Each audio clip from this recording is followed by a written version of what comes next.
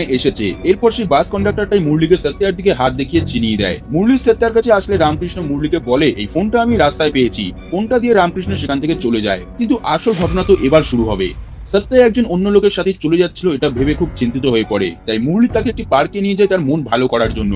কিন্তু সেখানে তারা আবার সেই অচেনা লোক অর্থাৎ রামকৃষ্ণকে দেখতে পায়। সে বারবার সত্যাকেই দেখে যাচ্ছিল। তাই মুরলি তাকে গিয়ে বলে তুমি আমাদের ফলো কেন করছো ভাই? যেহেতু মুরলি রামকৃষ্ণের গায়ে টাচ করে এটা বলেছিল তাই রামকৃষ্ণ রেগে গিয়ে মুরলিকে মেরে বসে। এরপর তাদের মধ্যে মারপিট শুরু হয়ে যায়। সত্য বাধা দিতে আসলে ধাক্কা লাগে, সে কাদা জলে পড়ে যায়।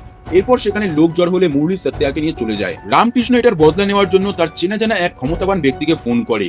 অন্যদিকে মুরলি সত্যাকে একটি নতুন ড্রেস কিনে দেয়। ড্রেস চেঞ্জ করার জন্য কিছুটা সময় কাটানোর জন্য তারা একটি লজে গিয়ে ওঠে। সেখানে গিয়ে মুরলি সত্যাকে রেখে বাইরে খাবার আনতে যায়। সেই ফাঁকে সত্য তার বেস্ট ফ্রেন্ডকে ফোন করে জানায় যে মুরলির সাথে তার দেখা হয়েছে এবং তারা এখন লজে আছে। তার বেস্ট ফ্রেন্ড বলে একটা অচেনা ছেলের সাথে প্রথম দেখাতেই তো লজে যাওয়া একদমই ঠিক হয়নি। কিন্তু সত্য বলে মুরলি খুবই ভালো ছেলে, তেমন কিছু হবে না। সেই সময় সেখানে এক মহিলা আসে মুরলির সাথে দেখা করার জন্য। মুরলি সেখানে না থাকে সত্য মুরলিকে ফোন করে জানিয়ে দেয়। এরপর রাস্তায় রামকৃষ্ণ মুরলিকে দেখতে পায় এবং তার বদলা নেওয়ার জন্য অটোর পিছন পিছন যেতে লাগে। মুরলি লজে এসে মহিলাটাকে তার দিদি বলে পরিচয় দেয় এবং তাকে বাইরে নিয়ে গিয়ে সত্যাকে তাদের হাতে তুলে দেওয়ার কথা বলছিল।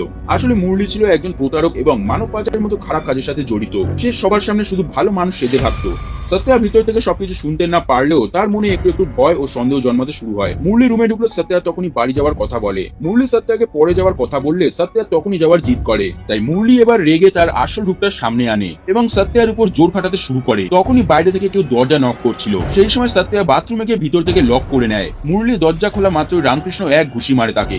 এরপর তাদের মধ্যে আবারও মারপিট শুরু হয়, কিন্তু এবার রামকৃষ্ণ মুরলিকে খুব পিটায়। এরপর রামকৃষ্ণ বাথরুমের সামনে গিয়ে সত্যাকে ডাকলে সত্য তো ভয়ে বাইরেই বেরোচ্ছিল না। তাই রামকৃষ্ণ দরজা ভেঙে ভেতরে ঢুকে ঘুরিয়ে ভালিয়ে সত্যাকে সেখান থেকে বের করে। লজ থেকে বেরোনোর সময় সত্য মুরলির দিকে রাগী দৃষ্টিতে তাকিয়ে বেরিয়ে যায়, কারণ যাকে এতটা বিশ্বাস করে সে এখানে এসেছিল সেই এমন প্রতারক বেরোলো।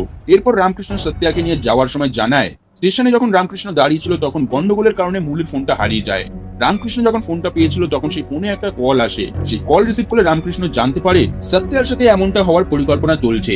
তাই রামকৃষ্ণ সত্যাকে বাঁচানোর জন্য এতক্ষণ ফলো করছিল তাদের। রামকৃষ্ণর কথা শুনে সত্য এবার একটু তার উপর ভরসা পায়। তাই বাড়ি যাওয়ার আগে সত্য বলে সে কখনো বিচ দেখেনি, তাই সে বাড়ি যাওয়ার আগে একবার হলেও বিচে যেতে চায়। রামকৃষ্ণ তাই সত্যাকে বিচে নিয়ে যায়।